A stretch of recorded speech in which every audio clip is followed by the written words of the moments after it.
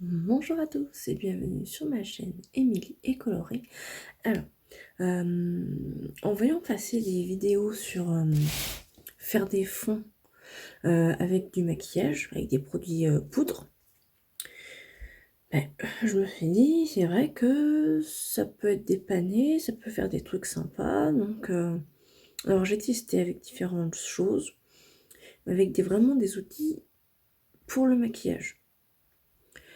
Parce que je me suis dit que on n'avait pas forcément les outils adéquats, comment dire ça, des brosses ou des tampons mousse ou des choses comme ça, faits pour le dessin. Et vous avez vu, c'est le nouveau fond. J'avais envie de tourner ça, donc je tourne ça, comme ça, un peu en freestyle. Et où j'en étais? Ah oui, donc bah, j'avais commencé à faire quelques petits tests avec des outils, donc je me suis dit que j'allais vous reprendre et qu'on allait faire ça ensemble. Donc, je vais prendre une feuille propre.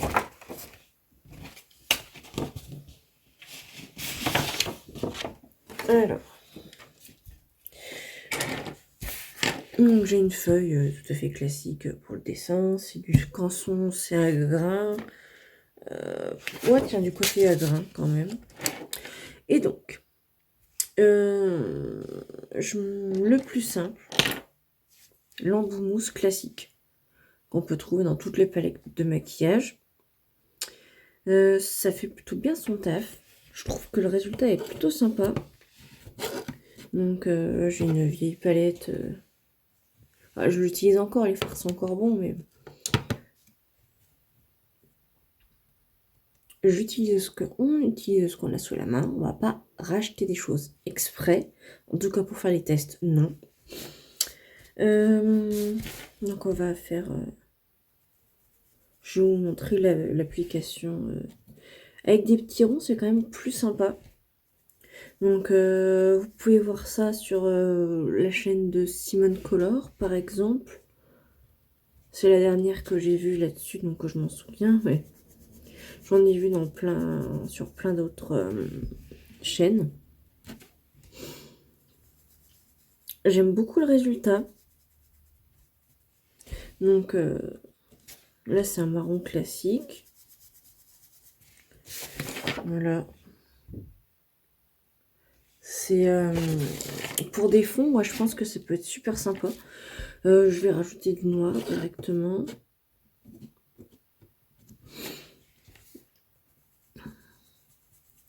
Ça se mélange bien, ça fait des effets plutôt cool, je trouve. Donc avec l'embout mousse, je trouve que ça fait plutôt bien son taf. Donc si vous n'avez pas de tampon mousse ou... Oh, peut-être utiliser, vous savez, les tampons là pour mettre sous les meubles. Ça pourrait faire le taf.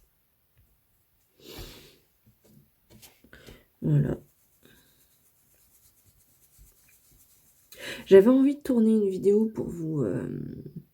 un peu comme ça s'est fait comme ça. Et pour du coup immortaliser le nouveau fond. Donc je vous ai fait une vidéo que je vous ai postée il n'y a pas longtemps. Pour vous montrer vite fait mon fond. Alors je sais pas si vous entendez, là j'ai un chat, un vieux matou, et des fois il se réveille et il miaule. Voilà. Il miaule à la mort. Il n'est pas coincé quelque part ou quoi que ce soit, hein, mais voilà. Donc je suis en train de faire mes petits mélanges gentiment. Voilà ce que ça donne.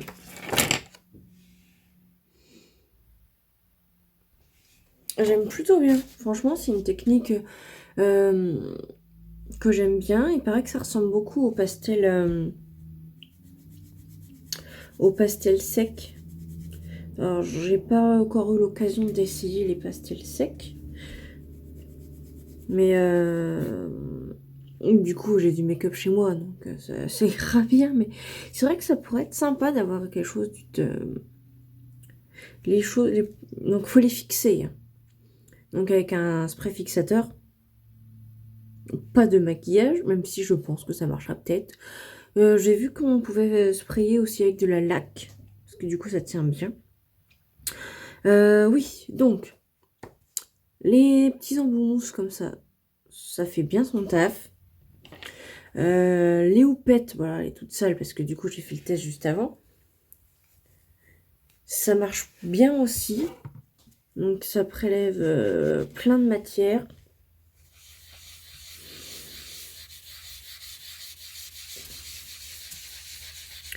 On peut avoir des choses plus diffuses ou plus intenses.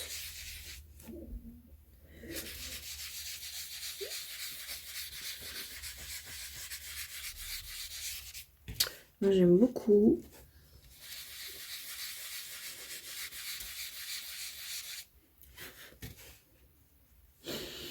Bien sûr, si vous prévoyez de faire ça avec du maquillage que vous allez réutiliser pour votre visage, pensez à bien désinfecter, nettoyer correctement vos outils avant de les tremper dedans.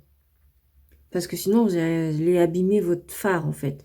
Et vous risquez d'avoir des problèmes si vous le remettez sur vos yeux après. Non, déjà, de base, faut nettoyer ses pinceaux. Hein. Mais bon, si là, vous les utilisez... ou vos mains, si vous utilisez les doigts directement. D'ailleurs, il faudra que j'essaye, tiens. J'ai pas essayé avec les doigts, ça fait des traces de... Oh, on voit bien les traces de doigts. Je sais pas si vous allez voir. Attendez que je vous trouve. C'est rigolo. Mais du coup, on voit le grain du papier. Moi, ça me gêne pas. On voit plus le... Est-ce que je vous cadre correctement? On voit plus le grain du papier. Mais le résultat est plutôt cool. Qu'est-ce que je voulais utiliser d'autre? Alors, j'ai essayé un petit peu avec... Bon, là, c'est pour de la peinture. Donc, un petit liner comme ça. Si ça marche.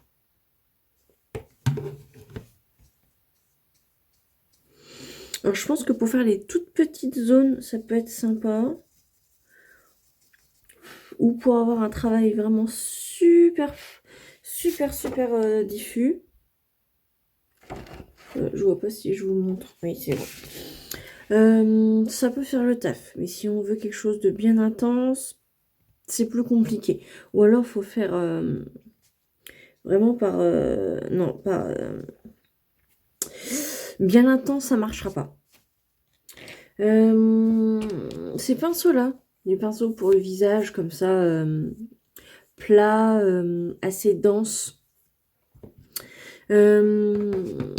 On va essayer, on va tremper le pinceau, tiens, dans le gris, tiens, pour changer un peu du noir.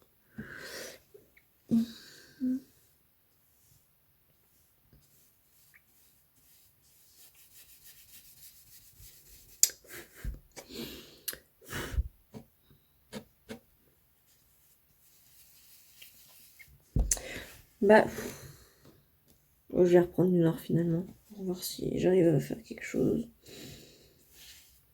Bah, ça peut faire des effets.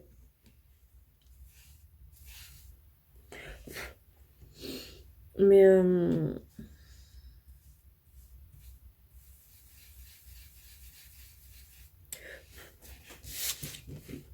ça...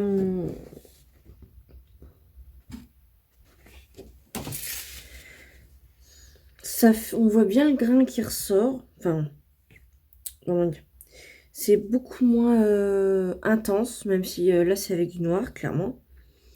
C'est pas un pinceau qui prélève la poudre super bien. Donc, c'est pas une bonne idée. Les pinceaux comme ça, les pinceaux un peu à anti-cerne, ils sont bien denses. Ceux-là, par contre, ça fait plutôt un travail intéressant. Je vais vous montrer ça. Donc, j'écrase bien les... Je sais pas si j'arriverai à vous le montrer. J'écrase bien les... Comment dire, la poudre, les pigments à l'intérieur. Et ça fait un effet assez intéressant. On voit bien le grain du papier. Par contre, ça fait des ronds sympas, je trouve. Donc, vous voyez ça là. Ça peut faire des trucs sympas. Donc celui-ci, ça peut rendre des choses intéressantes. Qu'est-ce qu'on a d'autre? Un pinceau lèvres. Alors les pinceaux lèvres, vous savez, c'est des pinceaux plats comme ça, avec des poils assez un peu rigides.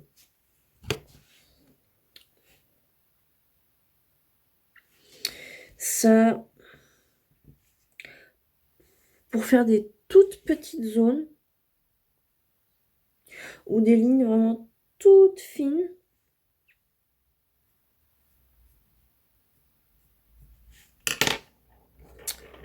Ça marche plutôt bien. Je vous montre ça tout de suite.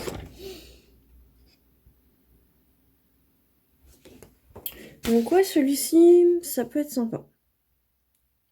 Ça peut rendre un truc intéressant.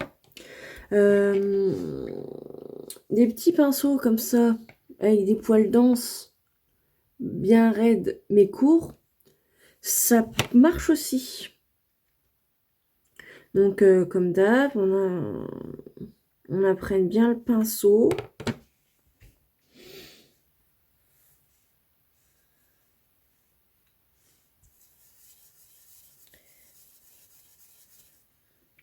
On peut avoir le même effet qu'avec un embout mousse classique. Et on travaille en petits ronds, ça peut être bien aussi. On peut avoir des lignes assez intéressantes. Et moi, je pense que c'est un pinceau qui peut convenir à ce travail aussi de poudre, sur du papier en tout cas. Après, les pinceaux estompeurs, je pense que ça, par contre, ça ne déposera pas assez de matière. On essaye un peu avec du noir, partout.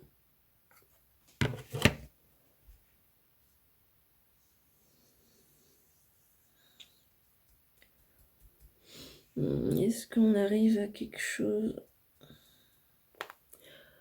On peut avoir quelque chose,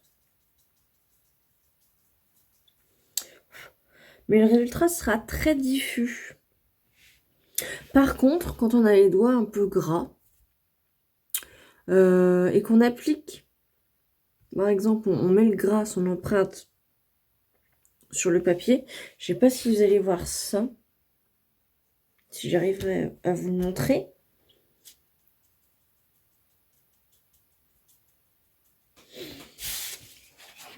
Mais du coup, ça fait bien ressortir les empreintes. Je trouve que c'est assez cool. Ça peut être sympa. Vous savez, si vous travaillez avec si vous faites des activités avec vos enfants, je sais pas moi, qui a volé tel truc, ou une espèce d'escape game ou des choses comme ça. Ça peut être un bon truc rigolo à faire, ça. Alors, j'ai pas de kabuki sous la main, mais je pense que le résultat, il peut être sympa aussi. C'est une... Oh, je suis trop contente d'avoir vu ça.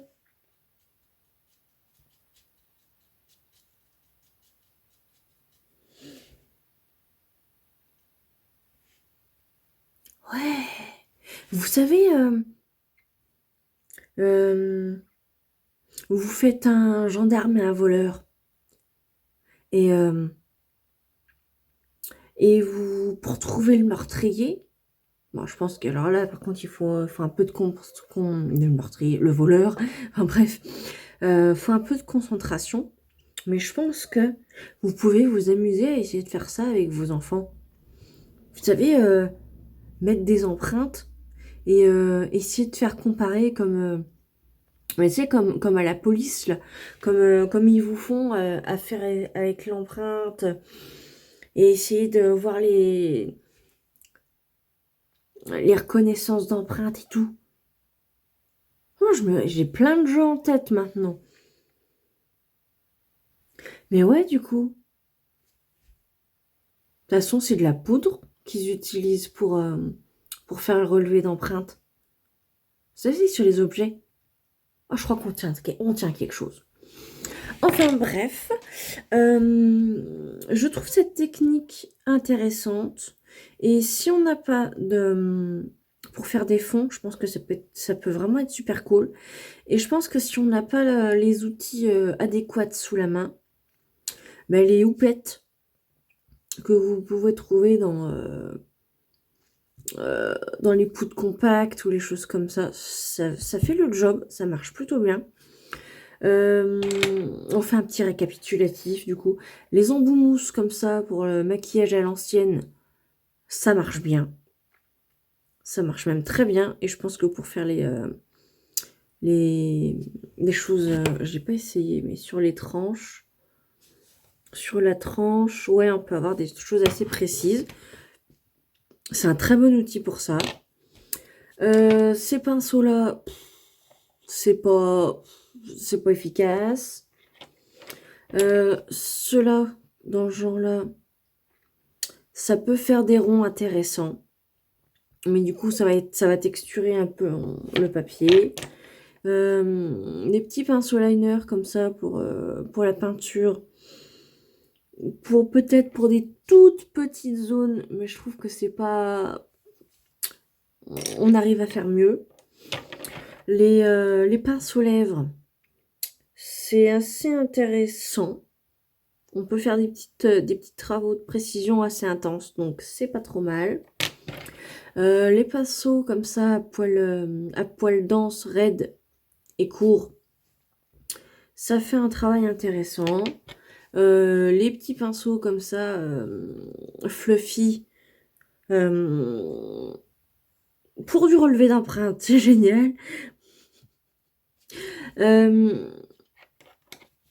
Voilà, donc j'avais que ça comme outil sous la main qui pourrait le faire, mais je pense qu'avec, vous savez, des lingettes, les lingettes imprégnées de produits, genre démaquillantes ou les lingettes à bébé, si elles sont sèches, il n'y a plus de produits dessus. Je pense que ça peut bien fonctionner aussi. Les serviettes éponges, le côté un peu éponge, je pense que ça peut bien déposer la matière et faire un effet fumé intéressant. Le doigt, ça, on arrive à faire des choses bien intenses. Bien sûr, on verra la texture du papier, quoique si je fais plusieurs couches... Non, on verra la texture du papier. Mais on peut faire des empreintes. On peut s'amuser directement, comme ça, à faire des empreintes.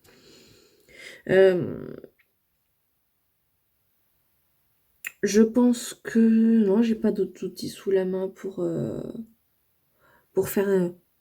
pour tester. Un coton-tige. Les cotons-tiges, ça fait des très jolis points. D'ailleurs, j'ai vu cette astuce sur la chaîne de Ayoko Rally, qu'elle avait trouvé ça sur TikTok, de faire des points avec de la poudre, des fards poudre. Ça marche super bien pour se maquiller. Ça fait des points pas hyper nets, parce que du coup, bah, c'est du coton. Mais ça fait un résultat super beau. J'ai fait des petites marguerites comme ça et c'est magnifique. Donc oui, les cotons-tiges, ça peut faire le taf. toute façon, rien qu'avec de la peinture, de la gouache, de l'aquarelle, n'importe quoi, vous imbibez votre coton et vous pouvez faire des points, c'est super intéressant. Donc avec de la poudre, ça marche aussi.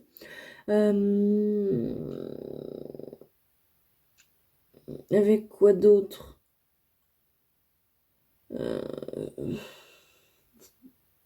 Bah, je pense que tout ce qui est un peu tissu, genre coton, flanelle, ça doit faire un taf intéressant. Donc si vous voulez tester faire un fond avec du make-up, c'est largement possible. Avec ce que vous avez chez vous, pas besoin de vous dire ah ben il me faut tel ou tel truc. Non, vous avez ce qu'il vous faut chez vous. Des vieux élastiques.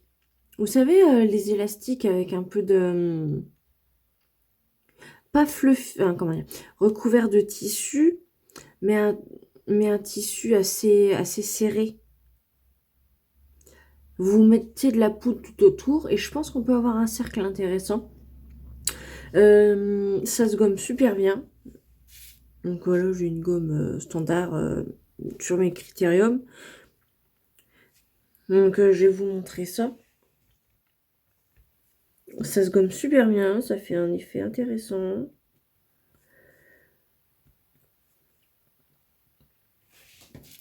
Voilà. Ça fait des petits traits, vous pouvez vraiment voir ce que vous voulez.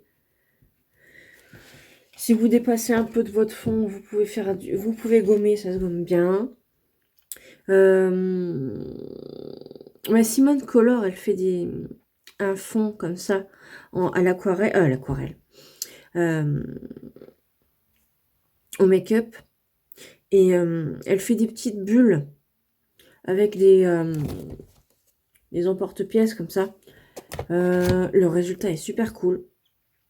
Et oui, je pense que avec ce que vous avez chez vous, les moyens du bord, là c'est comme vous n'avez pas de gomme électrique ou des choses comme ça, des gommes toutes simples, ça marche aussi. Après, si vous faites un travail vraiment de super précision, tout fin, bah, ça ira quand même mieux avec une gomme toute fine, parce que forcément avec les gommes un peu plus épaisses, c'est un poil plus compliqué. Mais franchement, on arrive à voir ce qu'on veut. Et c'est le principal. Moi, je me suis beaucoup amusée à faire tout ça. Je pense que je vais explorer encore un petit peu plus. Je vais sans doute faire un marque-page avec un fond comme ça et tout. N'oubliez pas comment on appelle ça, de sprayer un spray fixateur ou de la laque. Hein. Si vous n'avez pas de spray fixateur pour poudre, comment on appelle ça? Oui, vous pouvez avoir ça dans les gens des beaux-arts ou ce genre de choses. Ah, mon fils se réveille, je suis désolée, il va falloir que je coupe la vidéo vite fait. Bref, oui, donc je disais, vous pourrez utiliser ce que vous avez chez vous, ça ira très bien. Je me suis beaucoup amusée à le faire. J'espère que ça vous donnera des idées. Sur ce, à une prochaine vidéo. N'hésitez pas à liker, à vous abonner, à laisser des commentaires. Ça me fera super plaisir. Et à la prochaine. Bye.